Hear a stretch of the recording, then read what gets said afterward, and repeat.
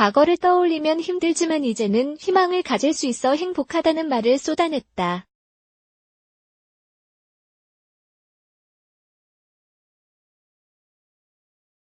동시에 렉스턴 스포츠는 어려울 때 가진 절박함이 만들어낸 성공의 결과물이라는 말도 덧붙였다.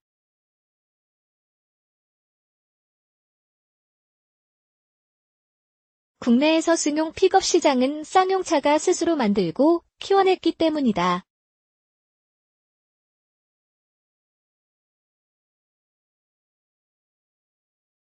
궁하고 절박하면 통한다는 궁죽통, 궁칙통, 이 지금의 픽업 성공의 열쇠였던 셈이다.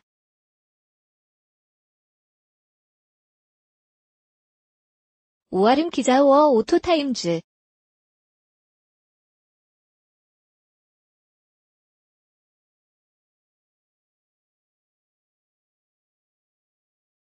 코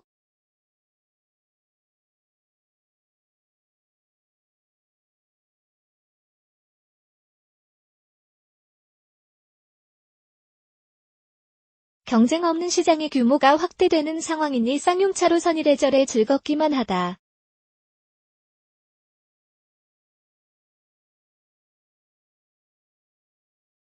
오힐이 의미하는 것은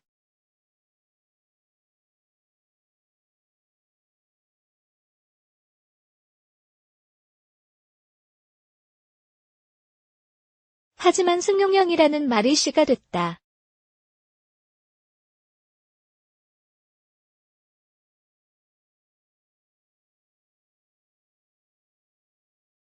당시 국세청을 비롯한 재정경제부, 현 기획재정부, 가승용형을 지목하며 특별소 비세를 부과 판매에 제동을 걸었던 것이다.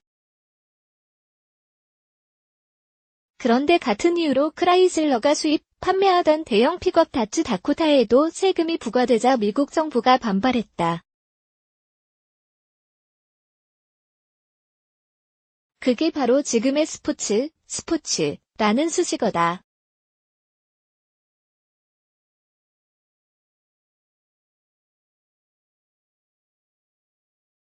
화물차라도 차명, 거명, 은 제조사가 마음대로 붙일 수 있었으니 레저 활동에 적합하다는 점을 내세우기 위해 승용형에 대안으로 스포츠를 선택했다. 이에 놀란 재경부는 곧바로 특소세 부과를 취소하면서 아무 잘못도 없는 쌍용차에 더 이상 승용형이라는 단어 사용을 금지했다. 이후 무쏘 스포츠는 승승장구했다.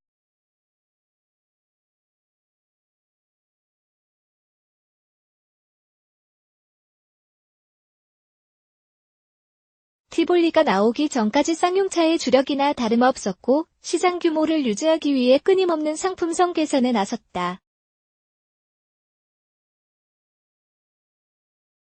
그러다 보니 일체형인 SUV보다 픽업을 선호하는 이들이 늘면서 고급화 요구가 커졌다.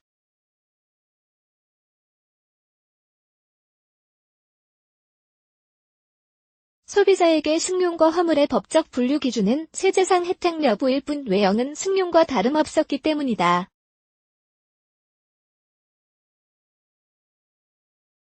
하루 평균 300대 이상 계약이 밀려드니 이달에만 1만 대에 육박할 전망이다.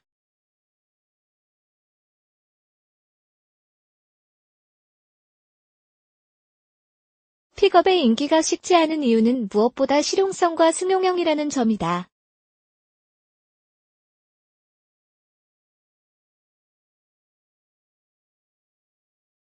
한마디로 미국에서 뺨 맞고 만만한 국내 기업에게 화풀이 한 셈이다.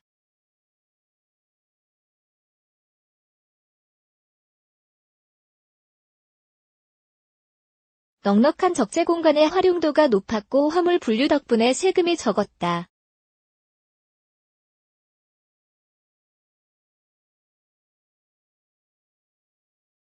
며칠 전 쌍용차 관계자를 만났다.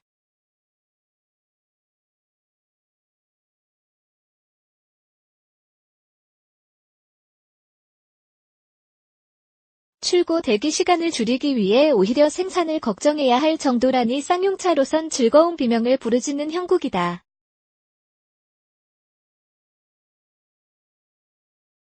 픽업의 고급화를 목말라 했던 소비자에게 G4 렉스턴 기반의 픽업이야말로 제격이 아닐 수 없어서다.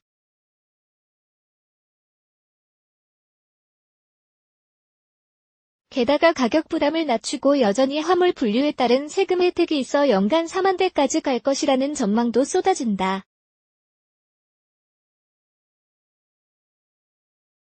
개발 결정의 배경은 위기 돌파 쌍용 자동차가 AUV 기반의 픽업 개발에 나선 때는 지난 2000년이다.